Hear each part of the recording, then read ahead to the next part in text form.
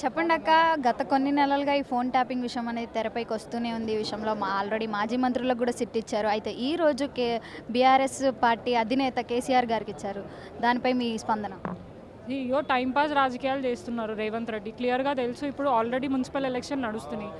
And ఆ సమయంలో ఇప్పుడే కాదు, ఎప్పుడైనా కూడా ఎలక్షన్ టైంలో లేదంటే కాంగ్రెస్ పార్టీకి సంబంధించిన కొంతమంది వ్యక్తులు ఏదైనా స్కామ్ చేసినప్పుడు బీఆర్ఎస్ పార్టీ దాన్ని ఎక్స్పోజ్ చేస్తే అప్పుడు ఈ సిట్ కానీ అవన్నీ గుర్తుకొస్తాయి. నార్మల్ సమయంలో ఎప్పుడు కూడా ఈ సిట్ అనేది నడవదు. సో దానివల్ల అంటే డైవర్ట్ చేయాలి, ప్రజలు డిస్కషన్ చేయొద్దు. అండ్ మోర్ ఓవర్ కాంగ్రెస్ పార్టీని ప్రశ్నించొద్దు.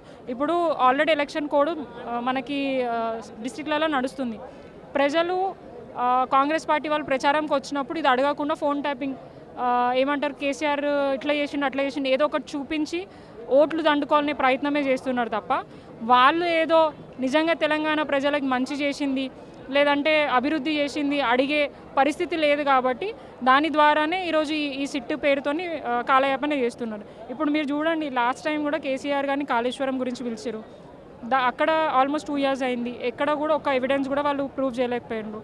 తర్వాత మనకి ఈ ఫార్ములా రేసు, తర్వాత ఫోన్ ట్యాపింగ్, ఒక్కొక్కటి ఒక్కొక్క సమయంలో అది కూడా వాళ్ళకి లాభం చేసే టైంలో వాళ్ళు ఈ సిట్టు పేరుతోటి ఇన్వెస్టిగేషన్కి పిలుస్తూ ఉన్నారు. కానీ ఎక్కడ కూడా దీనికి ఏమంటారు జరిగింది అనేది ఎక్కడ కూడా లేదు క్లారిటీ.